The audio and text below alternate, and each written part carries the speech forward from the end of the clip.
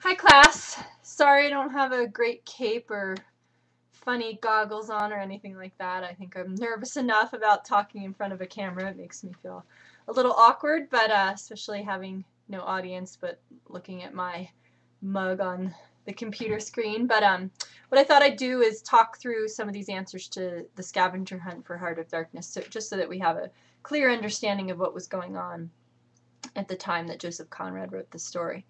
So to begin, the first question, where is the Congo located? 2 points. Hopefully you were able to explain that it's in Africa. It's actually in Central Africa, pretty much right smack in the middle.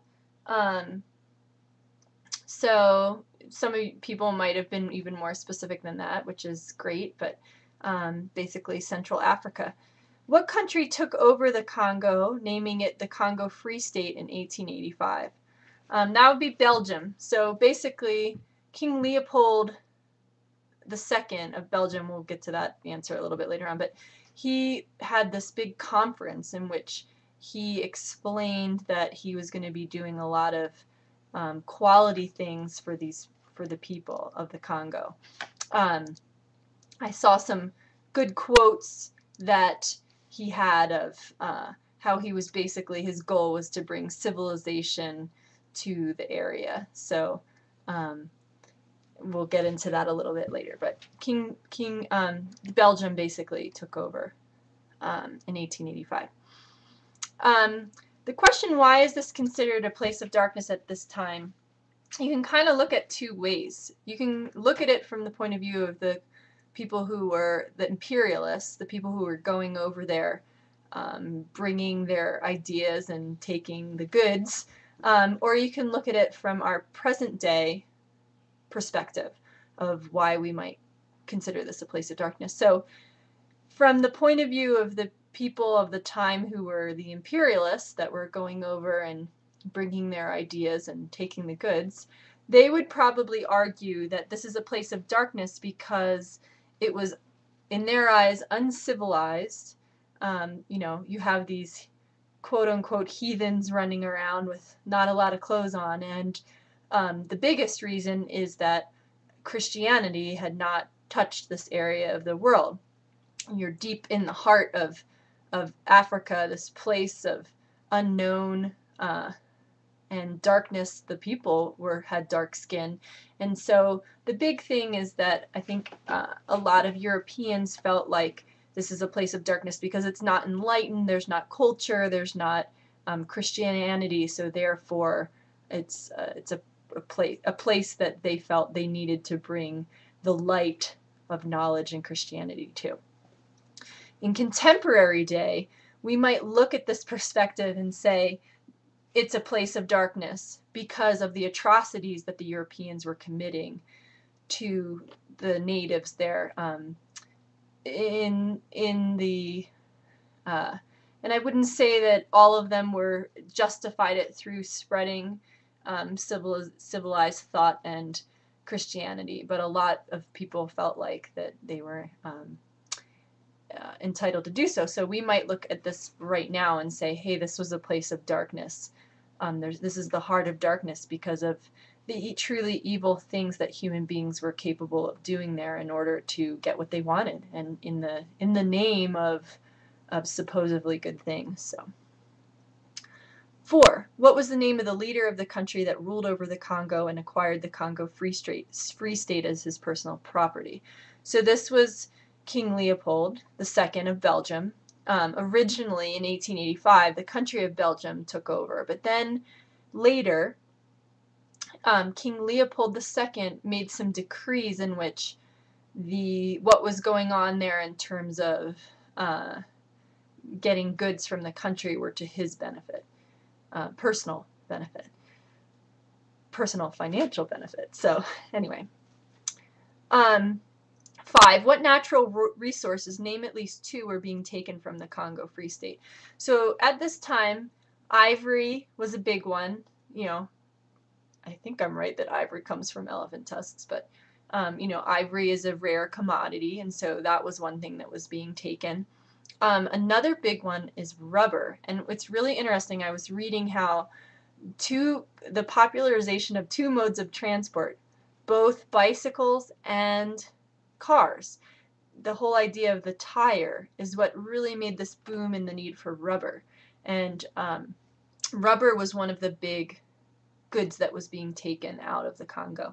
And then different types of minerals like copper. You might have come up with others, but they're different type of minerals that were being taken from that area too. And you know, you think that really this was kind of the modus operandi, the MO, as people say, of what a lot of European countries were doing. They were going to different countries throughout the world that they saw as uncivilized, and they would take the natural resources and they would claim that they were doing this because they were bringing civilization. So, I mean, it's not really too far from what has happened in the United States, many people might argue.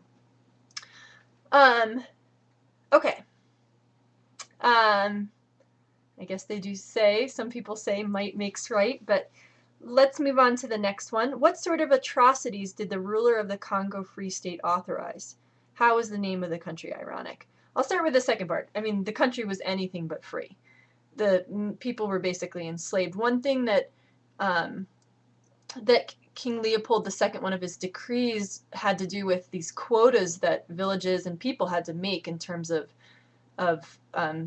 supplying him with rubber. And if those quotas were not met, people had their hands chopped off, people were killed. So basically, people were enslaved because they had to meet these quotas just to keep their hands or to live. So, and specifically, the quotas that I read about had to do with rubber. And as an aside, the way people collected rubber seemed quite painful. I guess they would put the tar, sappy material on their body to transport it, and then have to peel it off to when they got to their destination. So yeah, killings, beatings, hands being chopped off, lots of brutality.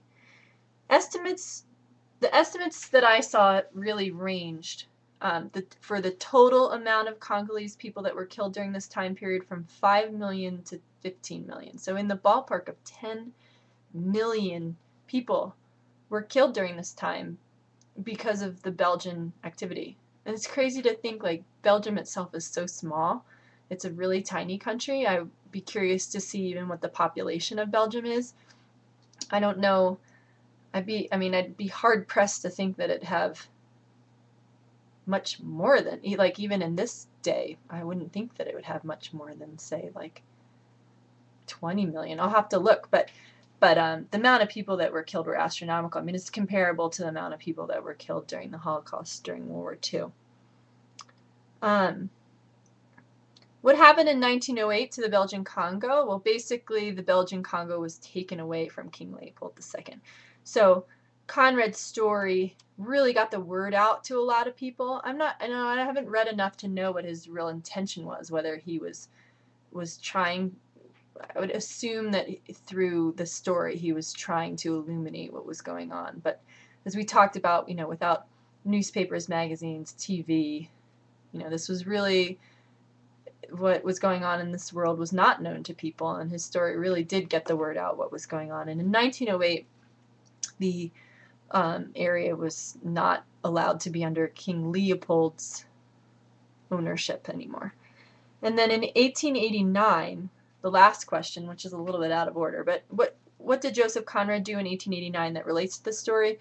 Well, in 1889, he actually got a job on a steamship going to the Congo. So all of this activity that he witnessed was really the basis for the story. So again, it's historical fiction. So these people, Kurtz, Marlowe, all these people they're not really, they didn't really exist, but he basically was writing a story, a historical fiction, to explain what was going on at the time. And I urge you, as you read through the story, to really think about this play on light and dark. There's a lot of discussion of light and dark, and I urge you to think about what message you think that Conrad is sending, and if that message, if we're somehow projecting what our present day beliefs are on that message.